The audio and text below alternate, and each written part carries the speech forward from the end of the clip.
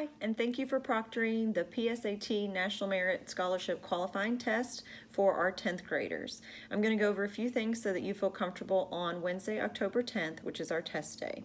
So first thing in the morning when you get here, I'll probably be here by 7. When you get here, make sure that you come to A50 or the College and Career Readiness Room and pick up your bin of testing materials. Now this doesn't look very full, but that's because I haven't received all the materials to pack, but I have some examples to show you. So once you get your bin, I want you to go ahead and open it up, make sure that you have everything that you need, count your tests, see how many kids are on your roster, make sure that that matches so that you are not missing anything once you get to your test room. So a few things that you want to make sure that you have in your room that I'm not providing this bin. One, I would make sure you have tissues for students to use during the test. You should have calculators from the math department already in your location. A timing device, and for this test you can use your phone or a smartwatch to time as long as you put it on airplane mode and silence it. And you also want to have some tape so that you can tape things to the door, and we'll get to that in just a minute. Once you get to your testing location, make sure that there's nothing on the walls that will interfere with the test itself. So we went over this in testing training. The only thing you can have visible is the periodic table. The next thing that you want to do is you want to put your testing please do not disturb sign on the door. Looks like this. So tape that on the door. That means that we'll know it's a testing room and that you are ready to get started. The next thing that you want to do is get out your seat labels. You should have one of these for every student, and it has the information they're going to need to put on their answer sheet, even though their answer sheets will have labels this year. So put one of these out at every seat. Make sure all kids are facing the same direction and they're at least 4 feet apart from one another. Do not allow students to choose their own seat. So I would put all these out before the kids get there. After students get there, collect their electronic devices, make sure they're turned off and that you put them completely away. The student should not have their device at any point during the testing until testing is completely finished and you've collected all the materials to turn back in. If you have any issues, just call the safe room at 2517. And if you have questions throughout testing, I will stay here in A50, so you can always call me at 2050 from the classroom phone if you need help. After that, you're going to want to take attendance. You should have 2 copies of your roster, so you can take attendance on one and then tape it to the door, so that way we can come by and collect it to turn it into the attendance office, so we'll know which students are here and which are not. And then you will take attendance on the second roster to turn back into me so I can keep track of whose testing materials I should have. If you have any students who show up after you've posted attendance, any 10th graders that show up, you need to make a call to the safe room. Those students are going to go to room 511, which is supervised by Mr. Ortiz, as they've arrived too late to enter the testing room. As soon as you can, go ahead and start reading the directions. You will either have a book like this marked with the page number that you're going to use, or you'll have a copy of the script because we did not get enough supervisors' manuals. It's on page 65 and you'll start reading these instructions. At that point, you'll pass out students' answer sheets. They'll look like this, except they'll have a label right here with the student's name on it. And there's actually not very much they need to fill out on this sheet. So after you give them this, then you're going to pass out test books. They should not open these yet. Instead, they should flip them to the back, and this is where you're going to have students start filling things out. You need to make sure they print their last name, first name, our school number, which is printed on their seat label, and it's in your directions, 181417. Name of our school, make sure they write Bryan Station High School. And then on their answer document, they should use the information that's here on their test form to fill this out. So they're going to fill out Part A, which is their form code, which is right here. And then they're going to fill out B, which is their test ID number, which is right here. They have to bubble these in order for the test to get scored. So this is something that's really important to make sure that they do. They should not fill in anything for test C, the serial number, we don't have those, or D, the room code. They should fill in their optional code though, and they have an optional code on their seating label that matches their academy. So that when we get the data back, we can aggregate it by academy. After students have finished that, circulate, make sure that they've done what they're supposed to do. One thing to know is when these come back to me, if any are blank, you'll get the answer sheets back and you will be the person that's filling this in and bubbling it in if the student forgot to. So please make sure that you double check that that's happened.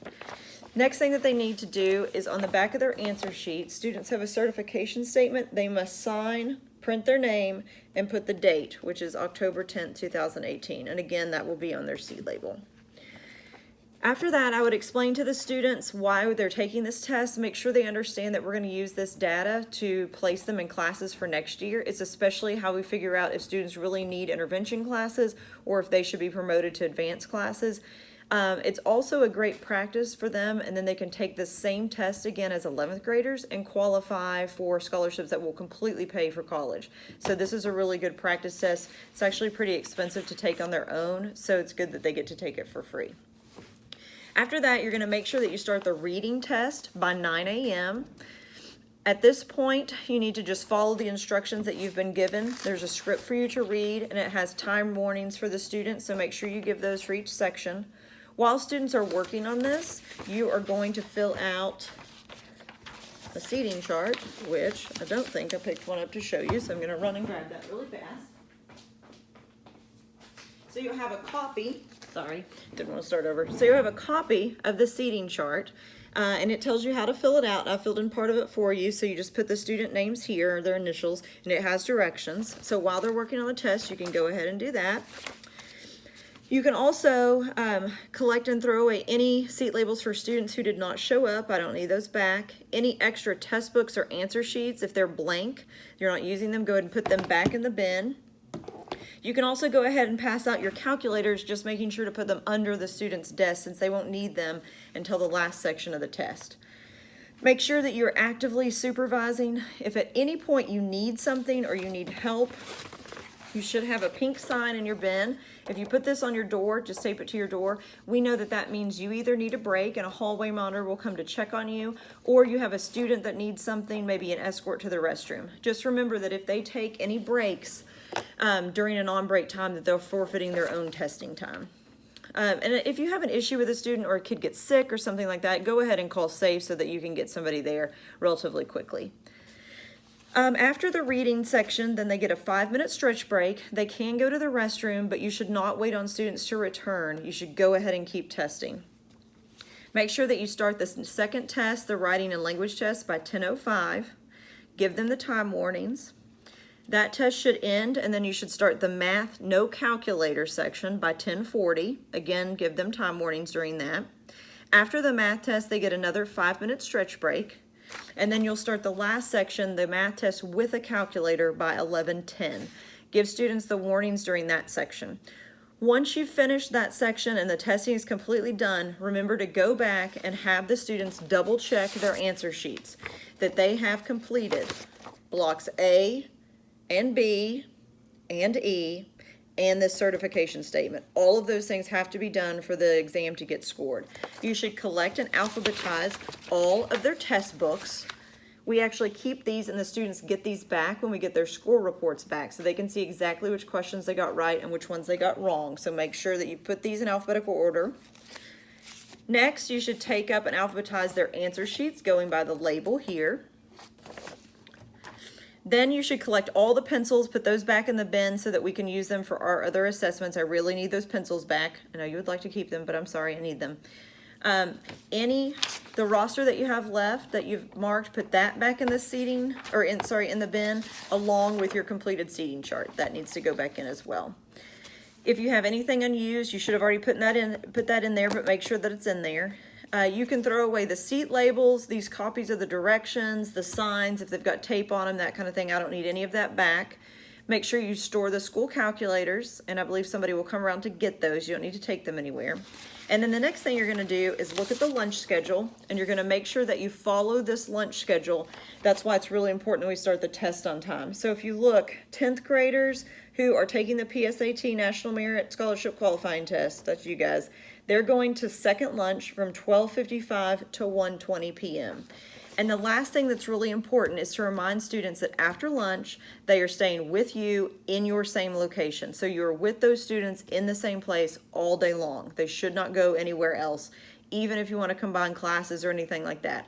Mr. McMillan has made it really clear that we need kids to stay where they're assigned to stay so that we can find them if they get checked out or something like that. Once you're finished with everything, you can either bring me this bin on your way to lunch. You cannot give the bin to a student. It has to be an adult. So if you can't bring it back, you could give it to a hallway monitor to return for you, as long as I get it back once you have collected everything. As always, if you have any questions, don't hesitate to email me, and I really appreciate your all's help next week. Thank you.